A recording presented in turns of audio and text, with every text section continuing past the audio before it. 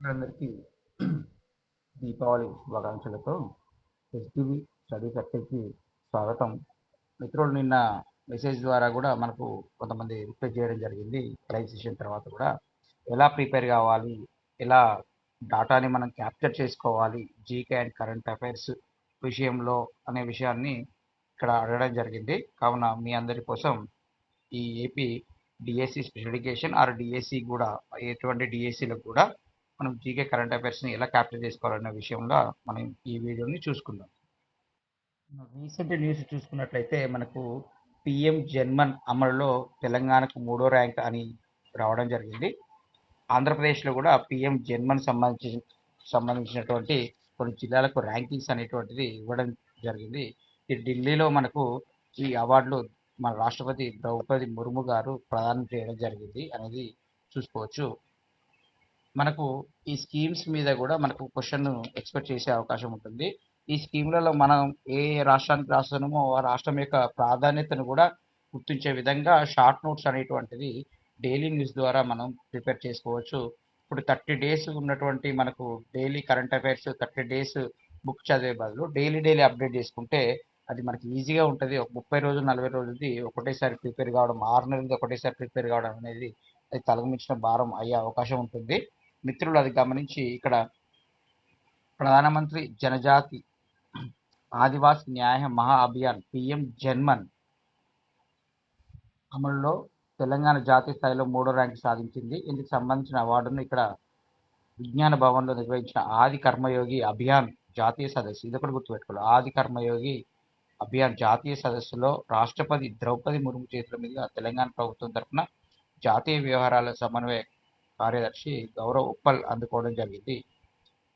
ఇది దుర్బల గిరిజన సమూహాల పీవీటీజీ గ్రూప్స్ అని ఉంటుంది. వాటి సామాజిక ఆర్థిక స్థితిగతులను మెరుగుపరచడానికి కేంద్ర ప్రభుత్వం 2023 నవంబర్లో ఈ పథకం ప్రవేశపెట్టడం జరిగింది.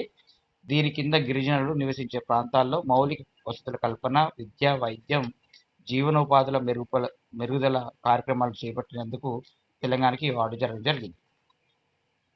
ఇదే కార్యక్రమంలో తెలంగాణ గిరిజన సాంస్కృతిక పరిశోధన శిక్షణ సంస్థ అసిస్టెంట్ డైరెక్టర్ పివి పద్మ రాష్ట్ర స్థాయి మాస్టర్ ట్రైనర్ అవార్డును రాష్ట్రపతి చేతుల మీదుగా అందుకున్నారు.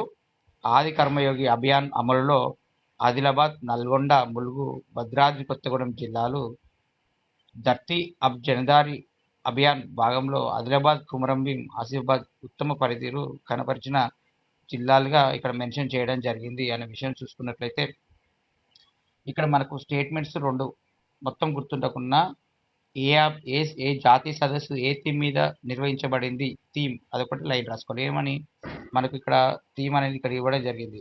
ఆది కర్మయోగి అభియాన్ జాతీయ సదస్సు అనేటువంటి ఇక్కడ థీమ్ అనేది రావడం జరిగింది అనే విషయాన్ని ఇక్కడ చూసుకోవచ్చు. ఆది కర్మయోగి అభియాన్ జాతీయ సదస్సు. అదేవిధంగా 2023లో ప్రవేశపెట్టిన ఈ పథకం పీవీటీజీ అంటే పర్టికులర్లీ వల్నరబుల్ ట్రైబల్ గ్రూప్స్ అంటే మన చెంచులు, కొండరెడ్లు, ఏదైతే చాలా బ్యాక్గ్రౌండ్ డ్రాప్ అవుట్ అయినటువంటి ఏదైతే యాస్పిరేషనల్ గ్రూప్స్ ఉన్నాయో ట్రైబల్ గ్రూప్స్లో వారి యొక్క సామాజిక స్టేట్మెంట్ వారికి మౌలిక వసతుల కల్పన, విద్య, వైద్యం, వారి యొక్క జీవనోపాధి మెరుగుదల కార్యక్రమాలను మెరుగుపరచడానికి పిఎం జన్మన్ అనేటువంటి స్కీమ్ని కేంద్ర ప్రభుత్వం ప్రవేశపెట్టడం జరిగింది అనే విషయం చూసుకున్నట్లయితే ఇందులో ఉత్తమ ప్రతిభను కనబరిచినందుకు గాను తెలంగాణ నుండి మనకు ఆది కర్మయోగి అభియాన్ అమలులో ఏంటిది ఆదిలాబాద్, నల్గొండ, ఇవి ఒకసారి మీరు నోట్ చేసుకోవచ్చు. ఇది మీకు ఫ్రీ టైం ఉన్నప్పుడు వీడియోని పాజ్ చేసుకుంటూ రాసుకుంటూ మళ్ళీ పాజ్ చేసుకుంటూ రాసుకుంటూ కూడా మీకు కొద్దిగా నోట్స్ ప్రిపేర్ చేసుకోవాల్సిందిగా కోరుచున్నాము. ఆది కర్మయోగి అభియాన్ అమలులో భాగంగా ఆదిలాబాద్, నల్గొండ, ములుగు, భద్రాద్రి కొత్తగూడెం జిల్లాలు, ఈ 4 జిల్లాలకు ఆది కర్మయోగి అభియాన్ అమలులో భాగంగా ధర్తీ అబ్ జన్భాగీదారీ అభియాన్ అమలులో ఆదిలాబాద్, కుమ్రంభీం, ఆసిఫాబాద్ 2 జిల్లాలు. ఆదిలాబాద్ అండ్ ఆసిఫాబాద్ జిల్లాలు అబ్ జన్భాగీదారీ అభియాన్లో భాగంగా ఆది కర్మయోగి భాగంగా 4 డిస్ట్రిక్ట్స్ ఆదిలాబాద్, నల్గొండ, ములుగు, భద్రాద్రి కొత్తగూడెం డిస్ట్రిక్ట్స్ చేసుకున్నట్లయితే ఇక్కడ ఏపీ మిత్రుల కోసం కూడా మనకు ఏపీలో కూడా పిఎం జన్మన్ అమలులో భాగంగా కొన్ని రాష్ట్రాలకు కొన్ని డిస్ట్రిక్ట్స్కి ఉత్తమ ర్యాంకింగ్స్ అనేటువంటిది ఇవ్వడం జరిగింది. అందులో భాగంగా ఇక్కడ ఏదైతే ధర్తీ అబ్ జన్ ధర్తీ అబ్ జన్ జాతీయ ఉత్కర్ష, ఇక్కడ జన్ భాగీదారి కదా, ధర్తీ అబ్ జన్ భాగీదారిలో ఇక్కడ తెలంగాణ నుండి మనకు ఆదిలాబాద్, కుమ్రంభీం, ఆసిఫాబాద్ 2 జిల్లాలు అయితే ఆంధ్రప్రదేశ్ నుంచి అల్లూరి సీతారామరాజు జిల్లా, ఇది ఏపీ మిత్రులు నెక్స్ట్ డిఎస్సి పడుతుంది కాబట్టి ఈ జిల్లాను గుర్తుంచుకోవాలి. తెలంగాణ వాళ్ళు కుమ్రంభీం, ఆసిఫాబాద్ అండ్ ఆదిలాబాద్ గుర్తుపెట్టుకుంటే ఏపీ మిత్రులు అల్లూరి సీతారామరాజు జిల్లాని నోట్ చేసుకోవాల్సి ఉంటుంది. దేని కింది? ధర్తీ అబ్జన్ భాగీదారి కింద. అలాగే ఆది కర్మయోగి అభియాన్లో తెలంగాణ నుంచి 4 జిల్లాలు అది అట్లనే ఉంది. ఏపీ నుండి అందులో లేవు. కానీ ఏపీ నుండి ధర్తీ అబ్జన్ జాతీయ ఉత్కర్షలో మనకు 3 జిల్లాలను ప్రకటించడం జరిగింది. అంటే 3 టైప్స్ అని చూసుకోవాలి. ఒకటి కర్మయోగి అభియాన్, ఇది తెలుగు స్టేట్స్ సంబంధించింది కాబట్టి 2 స్టేట్స్ వాళ్ళు ఇవి నోట్ చేసుకోవాలి. మనకు కర్మయోగి అభియాన్ అనేది ఒకటి నోట్ చేసుకోండి. రెండోది ధర్తీ అబ్ జన్ భాగీదారీ అభియాన్ ఒకటి, అందులో తెలంగాణ నుండి కొమరంభీం, ఆసిఫాబాద్ అండ్ ఆదిలాబాద్, ఏపీ నుండి అల్లూరి సీతారామరాజు. ఇంకొకటి ధర్తీ అబ్ జన్ జాతీయ ఉత్కర్షలో 3 జిల్లాలు నంద్యాల, పార్వతీపురం, అన్నమయ్య జిల్లా. నంద్యాల, పార్వతీపురం, అన్నమయ్య జిల్లాలు ఇవి ఉత్తమ పనితీరు కనబరిచి అవార్డును తీసుకోవడం జరిగింది. అలాగే ఆంధ్రప్రదేశ్ రాష్ట్రం నుంచి ఇక్కడ మీకు ఎప్పుడైనా పేపర్ స్టేట్మెంట్ ఇచ్చినా కూడా పేపర్ స్టేట్మెంట్కి సంబంధించిన దానికి బ్యాక్గ్రౌండ్ ఇన్ఫర్మేషన్ కూడా క్యాప్చర్ చేసుకుంటే మనము జీకే అండ్ కరెంట్ అఫైర్స్ విషయంలో ఈజియెస్ట్ మార్క్స్ మన డిఎస్సి పాయింట్ ఆఫ్ వ్యూలో ఎటువంటి డిఎస్సి కావచ్చు, వేరే ఇతర కాంపిటేటివ్ కావచ్చు, ఈజీగా మనం ఫైండ్ అవుట్ చేసుకునే అవకాశం ఉంటుంది అనే విషయాన్ని ఇక్కడ చూసుకున్నట్లయితే మనకు బెస్ట్ ఐటీడీఏ కూడా అవార్డు రావడం జరిగింది. ఆంధ్రప్రదేశ్ రాష్ట్రాల్లో బెస్ట్ ఐటీడీఏకి కేఆర్ పురంకి బెస్ట్ ఐటీడీఏగా అవార్డు రావడం జరిగింది.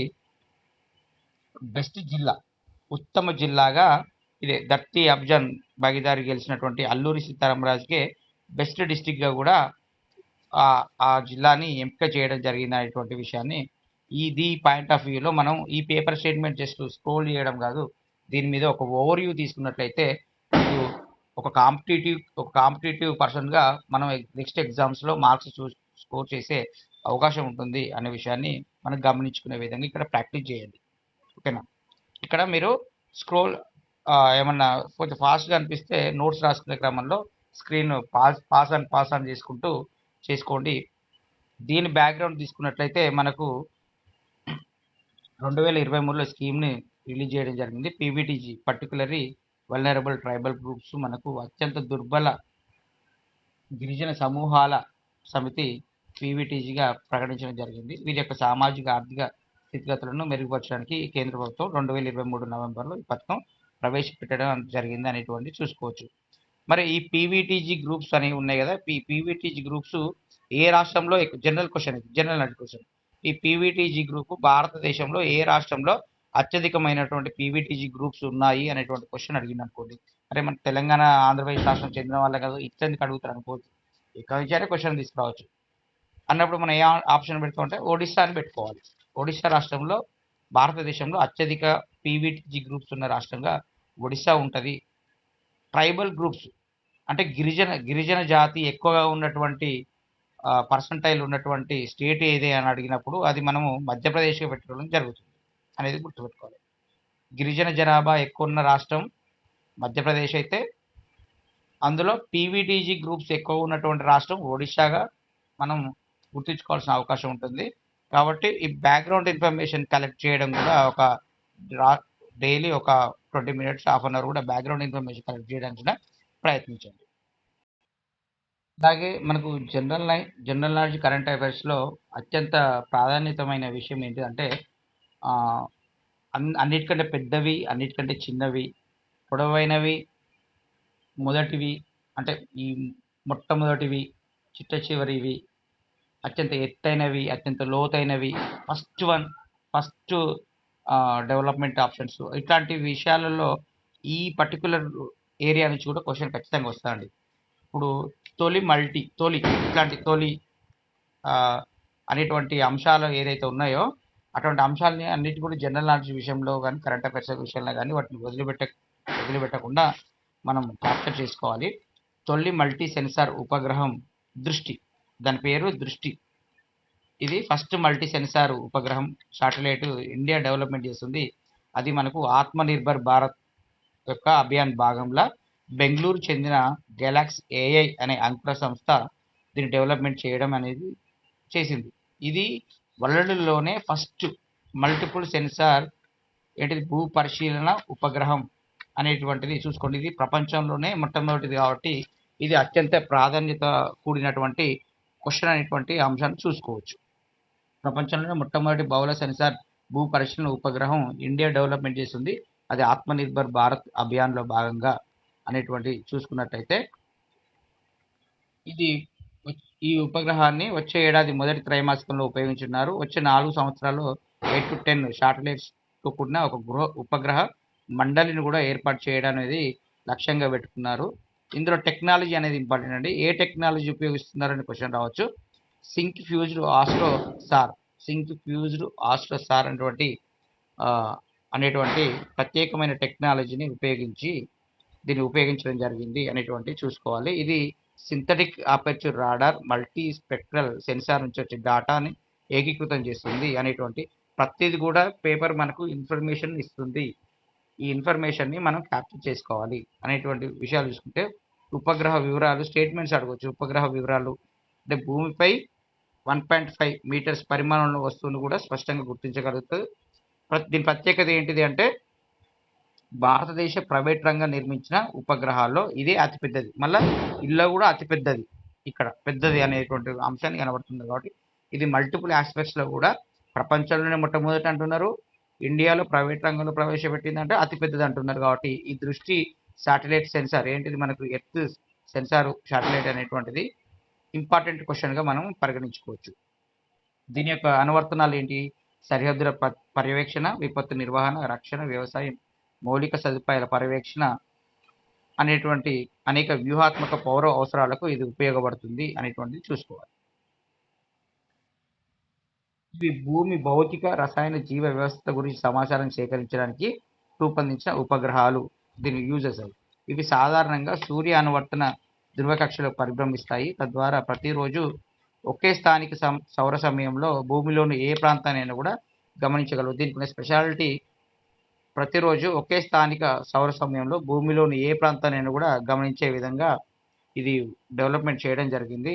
World first multi sensor satellite అనేటువంటిది చూసుకోవచ్చు. ఇది దేనికి భూ పరిశీలన ఉపగ్రహం అనేటువంటిది world first multi sensor satellite Drishti. ఇది గెలాక్స్ ఐ అనేటువంటి బెంగళూరు చెందినటువంటి ఒక స్టార్టప్ దృష్టి అనే వినూత్న ఉపగ్రహాన్ని డెవలప్ చేసింది అనేటువంటి ఈ పాయింట్స్ మీరు ఒకసారి గమనించుకోవాలి.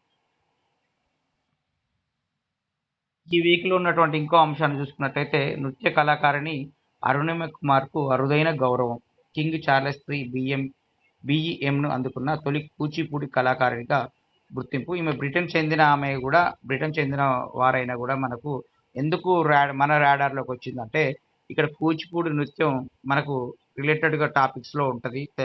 తెలంగాణకైనా ఆంధ్రప్రదేశ్కైనా మనకు భారతీయ సాంస్కృతిక నృత్యం కాబట్టి అందులోనూ అరుణిమ కుమారు ఒక తెలుగు సంబంధించినటువంటి వ్యక్తి కాబట్టి అందులో మనకు అంటే ఈమె భారతీయ సంతతికి చెందినటువంటి అందులో పర్టికులర్గా తెలుగుకు సంబంధించినటువంటి ఆమె కాబట్టి మనకు ఇది ఒకటి చూసుకోవచ్చు, ఇంపార్టెంట్గా చూసుకోవచ్చు.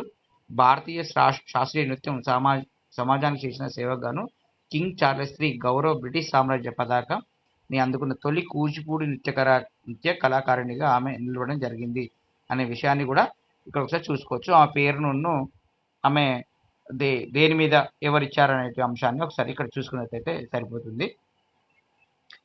ఇక్కడ ఇంకో విషయాన్ని గమనించుకున్నట్టయితే గ్లోబల్ బర్డెన్ ఆఫ్ డిసీజ్ 2023 ఇక్కడ ఒకటి రిలీజ్ చేయడం జరిగింది. ప్రపంచ ప్రఖ్యాత మెడికల్ జర్నల్ ద లాన్సెట్లో ప్రచురితమైన global burden of disease GBD 2023 అధ్యయనం ఇది ప్రపంచ ఆరోగ్య ధోరణులపై ముఖ్యమైన అంశాలను వెల్లడించింది అనేటువంటి ఇక్కడ విషయాన్ని చూసుకోవచ్చు. ఇది ఎవ్రీ ఇయర్ ఆర్ 1.5-2 ఇయర్స్కి ఒకసారి కూడా కావచ్చు ఇది రిలీజ్ చేయడం జరుగుతుంది. ఈ నివేదిక దేని మీద అంటే గ్లోబల్ బర్డన్ ఆఫ్ డిజీజ్, ఇది ఏంటిది, ఇది ఏం చేస్తుంది అనేది మనకి ఇంపార్టెంట్. ఎందుకు మనం డిజేబిలిటీ సెక్టార్లోనే మనం ఉన్నాం కాబట్టి ఇది మనకు రిలేటెడ్ టాపిక్గా కూడా చూసుకోవచ్చు. మనకు సిలబస్ ఉన్నటువంటి human development index, human development program ఉంది కదా, హ్యూమన్ రిసోర్స్ డెవలప్మెంట్ ఉంది కదా హెచ్ఆర్డి, ఆ హెచ్ఆర్డి విభాగంలో ఆ రిసోర్సెస్లో భాగంగా మనం దీన్ని కూడా మనం ఒక అంశంగా నోట్ చేసుకోవచ్చు. ఇది ప్రపంచవ్యాప్తంగా మరణాలు, అనారోగ్యం, వైకల్యాలను గల కారణాలను విశ్లేషించే ఒక సమగ్ర ప్రాంతీయ ప్రపంచ పరిశోధన కార్యక్రమం. దీనిని ఎవరు నిర్వహిస్తారు? Institute for health metrics and evaluation అనేటువంటిది నిర్వహిస్తుంది. ఇది డిజేబిలిటీ అడ్జస్టెడ్ లైఫ్, ఇది disability adjusted life year, DALY, disability adjusted life year అనే కొలమానాన్ని ఉపయోగిస్తుంది. ఎవరు? Institute for health metrics and evaluation వారు దీన్ని ప్రవేశపెట్టడం జరిగింది. DALY అంటే ఏంటిదంటే ఒక అనారోగ్యం లేదా వైకల్యం కారణంగా కోల్పోయిన ఆరోగ్యకరమైన జీవిత సంవత్సరాల సంఖ్య. ఇది ఒక అనారోగ్యం లేదా వైకల్యం కారణంగా కోల్పోయిన ఆరోగ్యకరమైన జీవిత సంవత్సరాల సంఖ్య. గవర్నమెంట్స్ కానీ ప్రభుత్వాలు తమ ఆరోగ్య ప్రాధాన్యతలను నిర్దేశించుకోవడానికి ఈ డాటా అత్యంత కీలకంగా ఉంటుంది అనేటువంటి అంశాన్ని ఇక్కడ చూసుకున్నట్లయితే ఇది ఏ పర్పస్లో ఇస్తుంది అన్న విషయాన్ని ఇక్కడ చూసుకోవచ్చు. ఇది 1950లో పోలిస్తే ప్రపంచవ్యాప్తంగా మరణాల రేటు 67% తగ్గినా కూడా ఇది ప్రజారోగ్యం వైద్య రంగంలో సాధించిన అభివృద్ధికి పురోగతికి నిదర్శనం.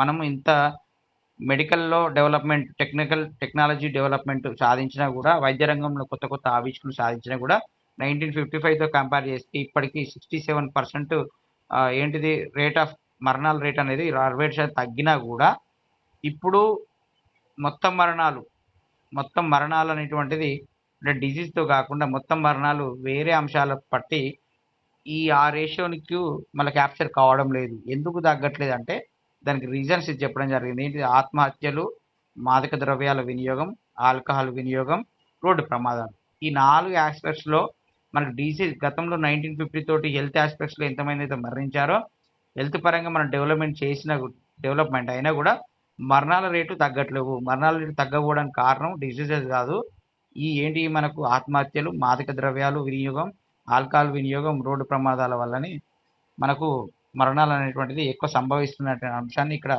చూసుకోవచ్చు.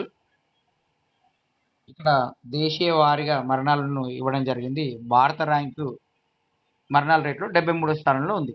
ఇది గుర్తుపెట్టుకోవాలి. మళ్ళీ ఎన్నో ప్లేస్లో ఉంది. గ్లోబల్ బర్డన్ ఆఫ్ డిసీజ్ 2023 వారు ప్రకటించినటువంటి ఇండెక్స్లో భాగంగా భారత ర్యాంక్ ఎంత ఉంది? 73 ర్యాంక్ అనేటువంటిది ఉన్నది అనేటువంటి విషయాన్ని చూసుకోవచ్చు. ప్రధాన ఆరోగ్య ప్రమాదాలు. ప్రపంచవ్యాప్తంగా మరణాలు కారణమవుతున్న 88 ప్రధాన సమస్యల్లో 3 ఫస్ట్ అత్యంత కీలకమైనవి అధిక రక్తపోటు, వాయు కాలుష్యం, ఊబకాయం అనే విషయాన్ని ఇక్కడ చూసుకోవచ్చు. అడుగుతారు టాప్ 3లో మెన్షన్ చేసినటువంటి ఏంటి అనే క్వశ్చన్ ఎక్స్పెక్ట్ చేయవచ్చు. అందులో మనము అధిక రక్తపోటు, వాయు కాలుష్యం, ఊబకాయానికి హై ప్రియారిటీ అనేది ఇక్కడ ఇవ్వడం జరిగింది అనేటువంటి చూసుకోవాలి.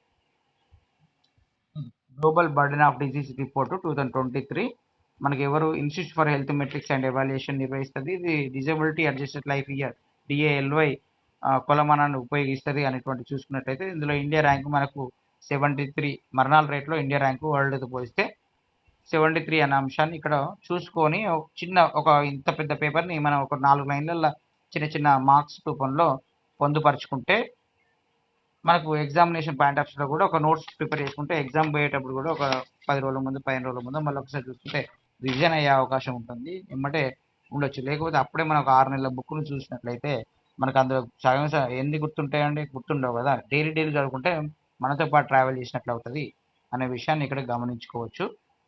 ఇంకో వీడియోని పార్ట్ 2లో చూద్దాం. ఓకే అండి. అందరు మిత్రులు ఎస్టీబీ స్టడీ సర్కిల్‌ని సబ్స్క్రైబ్ చేసుకొని, మన మిత్రులందరికీ షేర్ చేయవలసిందిగా రిక్వెస్ట్ చేస్తున్నాను.